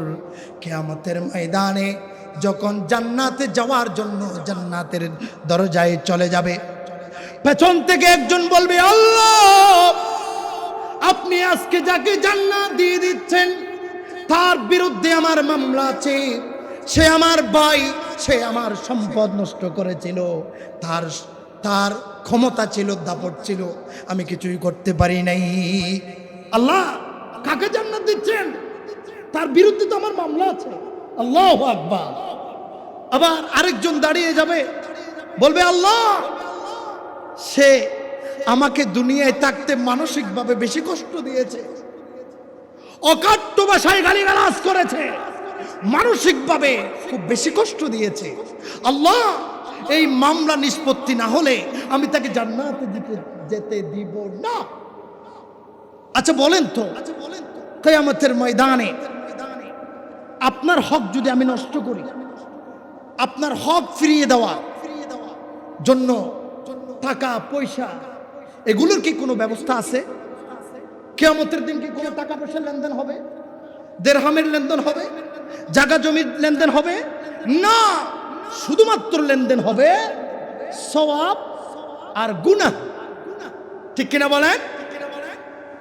আপনার আমলনামায় নামাজ আছে, আপনার আমলনামায় রোজা আছে, আপনার আমলনামায় হজ আছে, আপনার আমলনামায় যাকাত আছে, সব কিছু আছে। আল্লাহ রাসূল বলছেন কিয়ামতের দিন যখন তোমার প্রাপ্যদেরকে প্রাপ্য দিতে দিতে দিতে দিতে দিতে দিতে যখন তোমার আমলনামায় একটা সওয়াবও থাকবে না, তখন তুমি সবচাইতে বড় দরিদ্র হয়ে যাবে। আল্লাহু আকবার। এই জন্য মুসলমান ভাইরা আমার বুঝাতে চেয়েছে না, আল্লাহর হক এটা মাপ পাওয়া সহজ, কিন্তু বান্দার হক মাপ পাওয়া সহজ বিষয় নয়। ছোট্ট একটা ঘটনা বলে আমি আপনাদের থেকে বিদায় নেব ইনশাআল্লাহ। আচ্ছা বলেন তো, আমাদের নবীজি মুহাম্মদুর রাসূলুল্লাহ সাল্লাল্লাহু আলাইহি ওয়াসাল্লামের জীবনে কি কোনো অপরাধ ছিল? ছিল? কেউ যদি এটা বিশ্বাস করে যে রাসূলুল্লাহ অমুক অপরাধটা করেছে, আমার রাসূল অমুকটা অমুক জিনিসটা অপরাধ করেছে, অন্যায় করেছে, এমন যদি কোনো মুমিন দাবি করে, তার ঈমান কি থাকে? আমাদের ঈমানই দাবি হলো রাসূলুল্লাহর জীবনে কোনো অপরাধ করে, রাসূলুল্লাহর জীবনে কোনো সাহাবীকে কষ্ট দেয় নাই, এটা আমাদের ঈমানই দাবি। ঠিক কিনা বলেন? কিন্তু তারপরেও রাসূলুল্লাহর একটা ঘটনা শুনে, আমার প্যারা রাসূল সাল্লাল্লাহু আলাইহি ওয়াসাল্লাম জীবনের শেষ প্রান্তে গিয়ে অসুস্থ হয়ে পড়লেন। যখন বেশি রোগাক্রান্ত হয়ে গেলেন, যখন তিনি বেশি অসুস্থ হয়ে গেলেন, রাসূলুল্লাহ মনে মনে চিন্তা করলেন, আমি বোধহয় পৃথিবীতে আর থাকতে পারবো না, বিদায় নিতে হবে। পৃথিবী থেকে যাওয়ার আগে আগে আমি রাসূল যদি কোনো সাহাবীকে কষ্ট দিয়ে থাকি, তাহলে দুনিয়া থেকে বিদায় নেওয়ার আগে আগে ক্ষমা চেয়ে নিতে হবে। চিন্তা করছেন কে? নবীজি মুহাম্মদুর রাসূলুল্লাহ সাল্লাল্লাহু আলাইহি ওয়াসাল্লাম। আল্লাহর রাসূল তিনি চিন্তা করলেন সমস্ত সাহাবীদেরকে ডেকে নিয়ে আসা দরকার। আল্লাহর প্যারা রাসূল সাল্লাল্লাহু আলাইহি ওয়াসাল্লাম তার চাচাতো ভাই ফজল ইবনে আব্বাস রাদিয়াল্লাহু তাআলা আনহুকে ডাকা পাঠালেন। বললেন, ও আমার চাচাতো ভাই, আমি তো খুবই ক্লান্ত হয়ে গেলাম, আমি তো খুবই দুর্বল হয়ে পড়লাম। ও হে আমার চাচাতো ভাই ফজল, তুমি আমার সাহাবায়ে কেরামরা কে কোথায় আছে সবাইকে একটু মসজিদে নববীতে ডাকো। বলেন না আল্লাহু আকবার। রাসূলুল্লাহর কথা শুনি রাসূলুল্লাহর চাচাতো ভাই ফজল ইবনে আব্বাস মদিনার গ্রামে গ্রামে গিয়ে ডাক দিলেন, ও হে সাহাবীরা রে, কে কোথায় আছো? আসো আসো আসো আসো, তোমাদেরকে রাসূলুল্লাহ মসজিদে নববীতে আসতে বলেছেন। একথা শোনার পর মসজিদে নববীতে হযরতে সাইয়েদনা আবু বকর সিদ্দিক রাদিয়াল্লাহু তাআলা আনহু দৌড়ে আসলেন, ওমর ফারুক রাদিয়াল্লাহু তাআলা আনহু দৌড়ে আসলেন, উসমান দৌড়ে আসলেন, আলী রাদিয়াল্লাহু তাআলা আনহু দৌড়ে আসলেন, সাইয়েদনা বেলাল দৌড়ে আসলেন। একজন একজন করে সমস্ত সাহাবীরা রাসূলুল্লাহর সামনে উপস্থিত হয়ে গেলেন। রাসূলুল্লাহ একজন সাহাবীর কাঁধের উপর হাত দিয়ে দাঁড়িয়ে গেলেন। রাসূলুল্লাহ বক্তব্য দিলেন। রাসূলুল্লাহ বলতে লাগলেন অনেক লম্বা হাদিস, এই হাদিসটা পুরো বলতে গেলে আমার সময় হবে না, সংক্ষিপ্ত আকারে বলছি শুনুন। রাসূলুল্লাহ বলছেন, ও আমার সাহাবীরা রে, আমি খুবই অসুস্থ হয়ে গেলাম, আমি বোধহয় পৃথিবীতে আর বেশি দিন থাকতে পারবো না। পৃথিবী থেকে বিদায় নেওয়ার আগে আগে আমি যেন কিয়ামতের ময়দানে কঠিন মহাসরে আল্লাহর কাছে যেন লজ্জিত না হই। আমি তোমাদের কাছে কাউকে যদি কোনো ধরনের কষ্ট দিয়ে থাকি, কারো কোনো ধরনের হক যদি আমি রসুল আমি যদি নষ্ট করে থাকি, তাহলে আমি রসুল তোমাদের কাছে এই মুহূর্তে ক্ষমা চেয়ে নিতে চাই, মাপ চেয়ে নিতে চাই। কারো হক যদি নষ্ট করে থাকি এই মুহূর্তে ফেরত দিতে চাই। ও সাহাবীরা খেয়ে আছো, আমার থেকে হক পাইবা। আল্লাহু আকবার। সমস্ত সাহাবীরা সবাই চুপ করে রইলেন। এক কোণা থেকে একজন সাহাবী দাঁড়িয়ে গেলেন, ওয়াক্কাসা রাদিয়াল্লাহু তাআলা যার নাম ছিলেন, তিনি দাঁড়িয়ে গেলেন। তিনি বললেন, ইয়া রাসূলুল্লাহ, আমি আপনার কাছে হক পাই। ওমা, সমস্ত সাহাবীরা অবাক হয়ে গেল, কি বলে? ওমাই কি বলে? রাসূলুল্লাহ বললেন, ও সাহাবী বলো দেখি, তোমার কি হক আমি নষ্ট করেছি? তোমার কোন অধিকার নষ্ট করেছি? ও ওয়াক্কাসা, বলো বলো বলো বলো, আমি তোমার অধিকার ফিরিয়ে দেব। ওই দিন ওয়াক্কাসা বললেন, ইয়া রাসূলুল্লাহ, আপনি যখন যুদ্ধের ময়দানে লাঠি নিয়ে যখন যুদ্ধ করছিলেন, আমি আপনার পাশাপাশি ছিলাম। লাঠিটা চতুর্দিকে ঘোরানোর সময় অথবা কাফেরদেরকে বাড়ি দেওয়ার সময় ওই বাড়িটা কাফেরের গায়ে না পড়ে আমি ওয়াক্কাসার গায়ে পড়েছিল। ওই দিন আমি খুব বেশি ব্যথা পেয়েছিলাম, অনেক বেশি কষ্ট পেয়েছিলাম, যার কারণে ওই দিন যুদ্ধের ময়দান হওয়ার কারণে আমি ওয়াক্কাস আপনাকে কিছু বলতে পারি নাই। কিন্তু ইয়া রাসূলুল্লাহ, আজকের এই দিনে এই মজলিসে আমি ওয়াক্কাসা ওই দিনের প্রতিশোধটা আজকে আমি নিতে চাই। আল্লাহু আকবার। সমস্ত সাহাবীরা তো অবাক, কি বলে? ওয়াক্কাসা, তুমি কি পাগল হয়ে গেছো? কি বলো তুমি? কাকে কি বলো? রাসূল বললেন, ও আমার সাহাবীরা, তোমরা কেউ তার বিরুদ্ধে দাঁড়িয়ে যেও না। শুনো শুনো শুনো শুনো, তোমরা কি চাও আমি এই ওয়াক্কাসার হক নষ্ট করার কারণে কিয়ামতের দিন আমি আল্লাহর কাছে লজ্জিত হয়ে যায়? এটা কি তোমরা চাও নাকি? সাহাবীরা বললেন, না, চাই না। যদি না চাও তাহলে ওয়াক্কাসার প্রতিশোধ নিতে দাও। আমি রাসূল ওয়াক্কাসার প্রতিশোধ দিয়ে দেওয়ার জন্য, কিসাস দিয়ে দেওয়ার জন্য আমি রাসূল প্রস্তুত হয়ে গেলাম। বলেন আল্লাহু আকবার। ওয়াক্কাসা, তুমি প্রতিশোধ নেবে? ওয়াক্কাসা বলছে, হ্যাঁ ইয়া রাসূলুল্লাহ, আমি প্রতিশোধ নেব। বলছে, আসো। ওয়াক্কাসা হেঁটে হেঁটে রাসূলুল্লাহর পাশে আসলেন, বললেন, ইয়া রাসূলুল্লাহ, ওই দিন যেদিন আপনি আমার গায়ে আঘাত করেছিলেন, আপনার হাতে একটা লাঠি ছিল, ওই লাঠিটা লাগবে। কারণ লাঠি দিয়ে যেহেতু আঘাত করেছেন, আমিও আপনার পিঠে লাঠি দিয়ে আঘাত করব। আল্লাহু আকবার।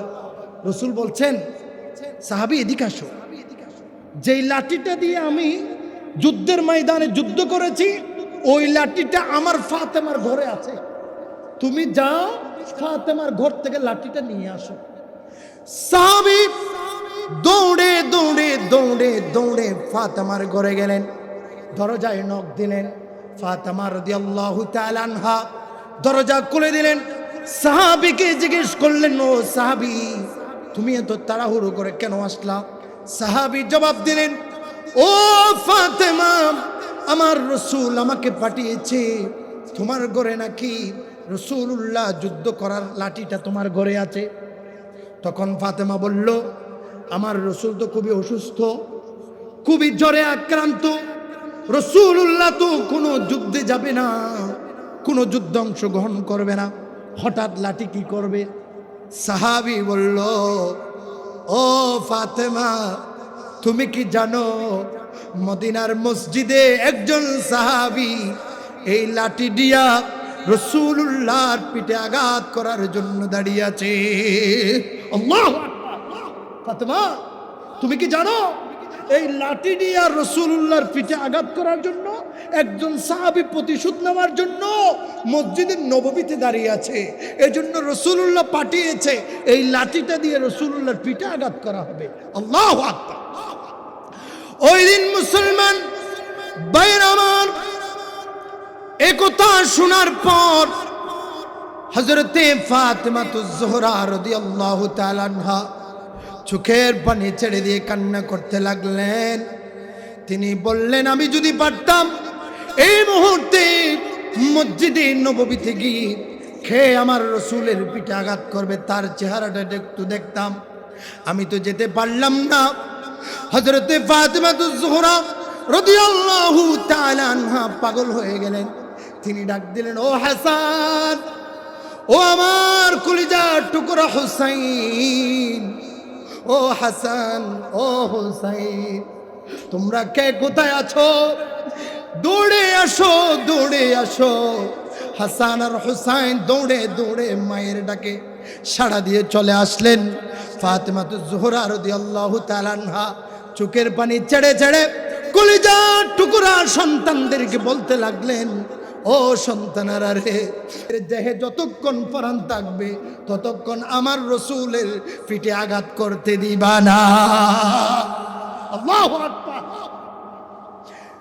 হাসান এবং হুসাইন রাদিয়াল্লাহু তাআলা আনহুকে মসজিদের নববীতে পাঠিয়ে দেওয়া হলো। লাঠিটাও সঙ্গে নিয়ে আসা হলো। ওয়াক্কাসার হাতে লাঠি দিয়ে দেওয়া হলো। ওয়াক্কাসা লাঠি নিয়ে রাসূলুল্লাহর পিঠে আঘাত করার জন্য প্রস্তুত হয়ে গেলেন। হাদিস সাক্ষী, ওই দিন হযরত আবু বকর সিদ্দিক রাদিয়াল্লাহু তাআলা আনহু চোখের পানি ছেড়ে দিয়া দৌড়ে দৌড়ে দৌড়ে দৌড়ে গিয়া ওয়াক্কাসার পায়ে ধরে কান্না করে করে বলতে লাগলেন, ওয়াক্কাসা রে, তোমার যদি মন চায় আমি আবু বকর সিদ্দিকের পিঠে একটা নয়, দুইটা নয়, 100টা আঘাত করো, আমি আবু বকর সিদ্দিক মাথা পেতে নেব, তবুও তুমি রাসূলুল্লাহর পিঠে আঘাত করিও না। আল্লাহু আকবার। এক একজন করে সমস্ত সাহাবীরা ওয়াক্কাসাকে বাধা দিতে লাগলো। রাসূলুল্লাহ বলতে লাগলো, ও সাহাবীরা, তোমরা কি চাও কিয়ামতের দিন একটা অধিকার নষ্ট হওয়ার কারণে, হক নষ্ট হওয়ার কারণে আমি রাসূলুল্লাহ কিয়ামতের দিন আল্লাহর কাছে লজ্জিত হয়ে যায়? এটা কি তোমরা চাও নাকি? সাহাবীরা বললেন, না না, এটা চাই না। যদি না চাও তাহলে ওয়াক্কাসার কাজটা ওয়াক্কাসাকে করতে দাও। আল্লাহু আকবার। দেখা গেল ওয়াক্কাসা হাঁটি হাঁটি পা পা করে রাসূলুল্লাহর সামনে এসে দাঁড়ালেন। সবার চোখে পানি, সবাই কাঁদে, আর ওয়াক্কাসা মিষ্টি মিষ্টি হাসে। আল্লাহু আকবার। কারণ কি জানেন? ওয়াক্কাসার উদ্দেশ্য রাসূলুল্লাহর পিঠে আঘাত করা নয়। আল্লাহু আকবার। ওই দিন ওয়াক্কাসা রাদিয়াল্লাহু তাআলা আনহু রাসূলুল্লাহর কাছে আসলেন, বললেন, ইয়া রাসূলুল্লাহ, আপনি যেদিন আমাকে যুদ্ধের ময়দানে লাঠি দিয়ে আঘাত করেছেন, ওই দিন আমার পিঠে কাপড় ছিল না, আপনাকেও কাপড় খুলে ফেলতে হবে। আমি কাপড়ের উপর আঘাত করলে আমার প্রতিশোধ হবে না। রাসূলুল্লাহ বললেন, ও সাহাবী, যেভাবে আঘাত করলে পরে তোমার কষ্ট মিটে যাবে, আমার উপর থেকে তোমার অধিকার হক আদায় হয়ে যাবে। তোমার যেভাবে মন চায় সেইভাবে তুমি তোমার কিসাসটা আদায় করে নাও। আল্লাহু আকবার। ওই দিন রাসূলুল্লাহ নিজের শরীরের জামা খুলে ফেললেন।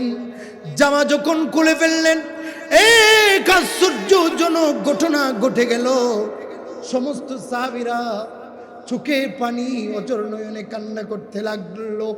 কিন্তু হযরত ওয়াক্কাসা রাদিয়াল্লাহু তাআলা আনহু রাসূলুল্লাহ যখন কাপড়টা খুললেন, ওয়াক্কাসা আর দেরি না করে রাসূলুল্লাহর দুই কাঁধের মাঝখানে যেটা মোহরে নবুয়ত, নবুয়তের মোহর যেটা আল্লাহ দিয়েছেন, হযরত ওয়াক্কাসা রাদিয়াল্লাহু তাআলা আনহু হাত থেকে লাঠিটা ফেলে দিয়া মুহূর্তের ভিতরে রাসূলুল্লাহর পিঠে যেটা মোহরে নবুয়ত আছে, ওই মোহরে নবুয়তে দুই টুট লাগাইয়া দিয়া বড় করে একটা চুমা দিতে লাগলেন। আল্লাহু আকবার। ওই দিন সমস্ত সাহাবীরা অবাক হয়ে গেছে, আশ্চর্য হয়ে গেছে। জিজ্ঞেস করা হলো, ওয়াক্কাসা, তুমি করবে বলছো কি, আর করলেটা কি? ওয়াক্কাসা বলছে, আমার বড় স্বপ্ন ছিল উহুদ যুদ্ধে যুদ্ধ করব, যুদ্ধ করতে করতে শহীদ হয়ে যাব। তাবুকের যুদ্ধে যুদ্ধ করব, যুদ্ধ করতে করতে শহীদ হয়ে যাব। কিন্তু আমার নসিবে নাই, আমি যুদ্ধের ময়দানে শহীদ হতে পারি নাই। ওই দিন থেকে একটা সিদ্ধান্ত নিয়েছি, আমি যদি পৃথিবীর ভূখণ্ডে যদি কিছুই যদি করতে না পারি, ওই দিন একটা সিদ্ধান্ত নিয়েছি, রাসূলুল্লাহর পিঠে যেটা মোহরে নবুয়ত আছে, যেভাবেই হোক আমার এই নাপাক দুইটা ঠোঁট আমি মোহরে নবুয়তে চুমা দিয়ে দিব, যেন এই উসিলায় যেন আমি জান্নাত পেয়ে যেতে পারি। আল্লাহু আকবার। মুসলমান ভাইয়ের আমার, আমাদের মূল লক্ষ্য উদ্দেশ্য হচ্ছে একটাই, সেটা কি? আমাদের ঈমান হলো রাসূলুল্লাহ কারো হক কোনোদিন নষ্ট করে নাই, কারো অধিকার নষ্ট করে নাই। না করার পরেও রাসূলুল্লাহ ওই দিন শেষ জীবনে এসে সমস্ত সাহাবীদের কাছে মাপ চাইতে লাগলেন। কারো অধিকার হক যদি নষ্ট করে থাকি, তাহলে আজকেই হক ফিরিয়ে নাও, আমি দিয়ে দিতে প্রস্তুত। আল্লাহু আকবার।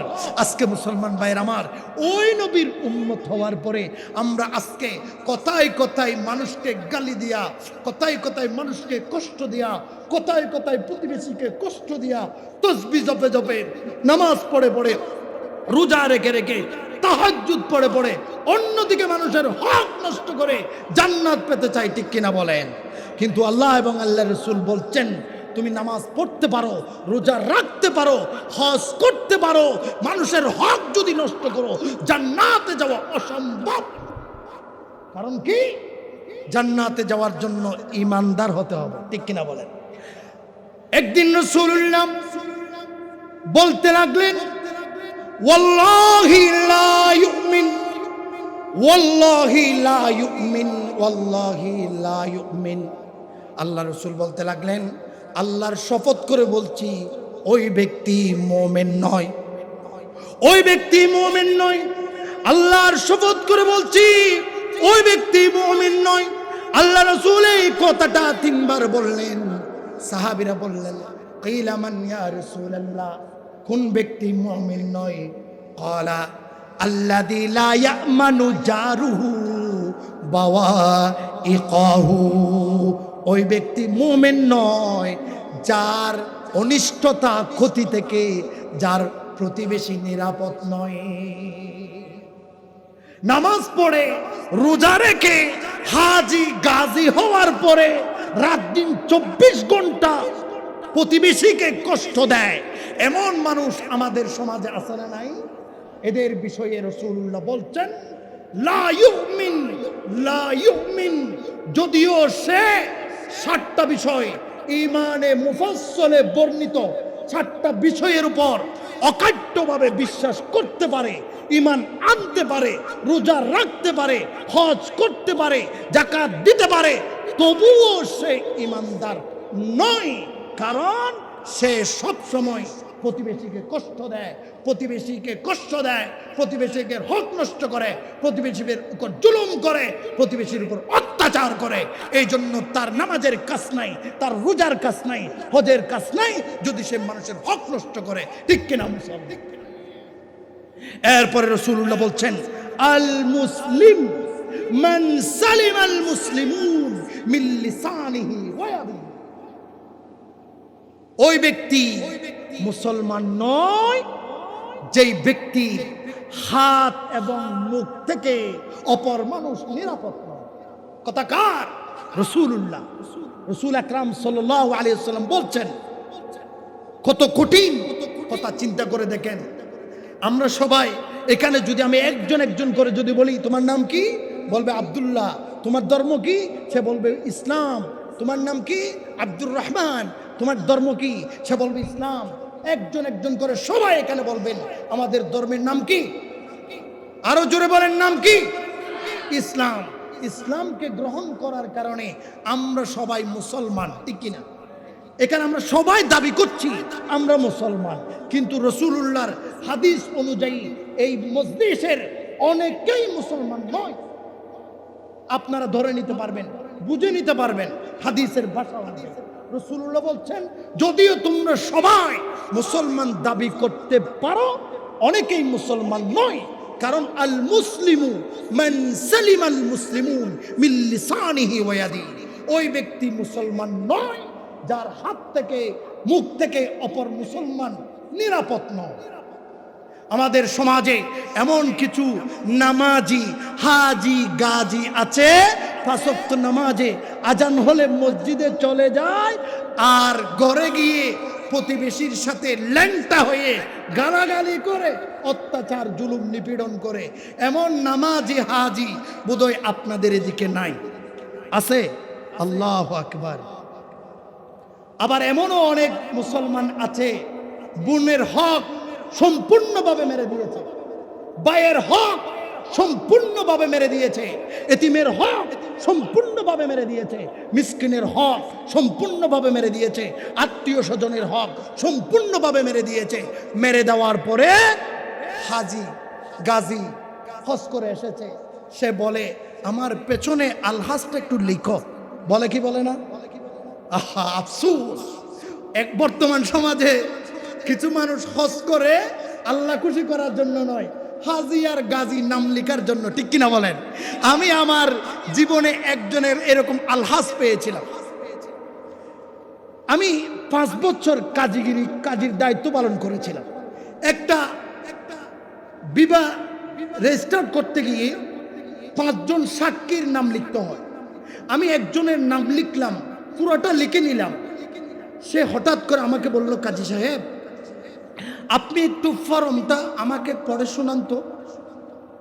আমি কাজী হিসেবে তো পড়ে শোনার দরকার, দায়িত্ব, কারণ সে বুঝে শুনে সিগনেচার করবে।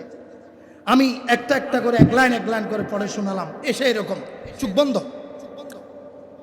পড়তে পড়তে যখন তার নামটা বললাম, সে আমাকে বলল, হ্যাঁ কাজী সাহেব একটু দাঁড়ান, এইখানে একটু আলহাজটা লিখে দেন। নাউযুবিল্লাহি মিন যালিক। তখন আমি বললাম, ভাইও এটা তো সরকারি কাজ, এখানে তো লিখতে পারবো আইডি কার্ডে যা আছে তা। আপনার আইডি কার্ডটা একটু দেখান তো, আইডি কার্ডে কি কোথাও আলহাজ লেখা আছে? তখন সে বলল, আলহাজ তো আইডি কার্ডে নাই। আমি বললাম, সেটা এখানে লেখার দরকার নাই, যদিও লিখি এটা আইনভঙ্গ হবে, আমি লিখতে পারবো না। এরকম হাজি এদিকে বোধহয় নাই। আমি আগে, এখন যদিও প্রাইভেট কার এবং মোটরসাইকেলে চলাফেরা করি, এক সময় দূর দূরান্তে গিয়ে জুমা পড়াবার জন্য লোকাল বাসে যেতাম। ওই হানি কতগুলো লোকাল বাস আছে না, একটা লোকাল বাসে উঠে গেলাম। ভদ্র একজন মানুষ, দাড়িতে মেহেদি দেওয়া, অনেক বড় বড় দাড়ি, মোটকা একদম মানুষটা আমার পাশে বসা। আমি তাকে দেখে নামাজি মনে করলাম, হাজি মনে করলাম। আমিও সিদ্ধান্ত নিলাম যে মনে হয় তার পাশে বসলে ভালো হয়, একটু ভালো মন্দ কথা বলা যাবে। তখন আমি তার পাশে বসলাম। সে আমাকে বলল, হুজুর আপনি কেমন আছেন? ভালো। নাম অমুক। হুজুর একটা জিনিস আমার বুঝে আসে না যে, সে আমাকে বলতেছে, একটা জিনিস আমার বুঝে আসে না যে মানুষ হজ করলে যাকে তাকে বলে বেড়ায়, যাকে তাকে বলে আমি হজ করেছি, অমুক সালে হজ করেছি, তমুক সালে হজ করেছি, কিন্তু আমি মানুষটা বিশ্বাস করেন হুজুর 3 বার হজ করেছি, কাউকে বলি নাই। অমা হদি তুই ই কি করলি, তুই খনে কি আর না হজ তুই ইয়েন কেন করলি দিয়ে সিস্টেমে আমাকে জানিয়ে দেওয়া হলো সে একজন হাজি। এরকম হাজি আছে না নাই? আবার হুজুরদেরকে দাওয়াত পড়াবার জন্য ঘরে নিয়ে আসা হলো একজন হাজির ঘরে, সে 2-3 বার হজ করেছে। তখন সে ডাক দিয়ে বলতেছে, এই হুজুরদেরকে পানি দিবা। আমি প্রথমবার হজে গিয়েছিলাম, যে গ্লাসগুলো নিয়ে আসছিলাম ওগুলো দিয়ে পানি দাও। হুজুরদেরকে ভাতের প্লেট দিবা, যেগুলো দ্বিতীয়বার হজে গিয়েছিলাম আসার সময় নিয়ে এসেছিলাম ওগুলো দিয়ে ভাত দাও তুমি। এইভাবে সে কয়বার হজ করেছে সবগুলো একটা একটা করে হাজিরা দিয়ে ফেলে। এরকম হাজি আছে না নাই? মুসলমান ভাইরা আমার, তুমি হজ করতে পারো, নামাজি হয়ে যেতে পারো, তুমি রোজাদার হয়ে যেতে পারো, তুমি দানবীর হয়ে যেতে পারো, সব কিছু তোমার আমল নামায় থাকতে পারে যদি তুমি মানুষের হক নষ্ট করে দাও। যদি তোমার বোনের হক, ভাইয়ের হক, তোমার প্রতিবেশীর হক, আত্মীয় স্বজনের হক, তোমার দাসীর হক যদি তুমি নষ্ট করে দাও, ওয়াল্লাহি ওয়াল্লাহি জান্নাতে যাওয়া অসম্ভব। ঠিক কিনা বলো? সুতরাং মুসলমান ভাইয়ের আমার, আজকের থেকেই, এই আলোচনা থেকেই, এই মাহফিল থেকেই এটাই সিদ্ধান্ত নিতে হবে যে যদি আমরা কারো কোনো ধরনের হক নষ্ট করে থাকি, ইনশাআল্লাহ দুনিয়ায় থাকতেই আমরা সেগুলো ফিরিয়ে দেব ইনশাআল্লাহ।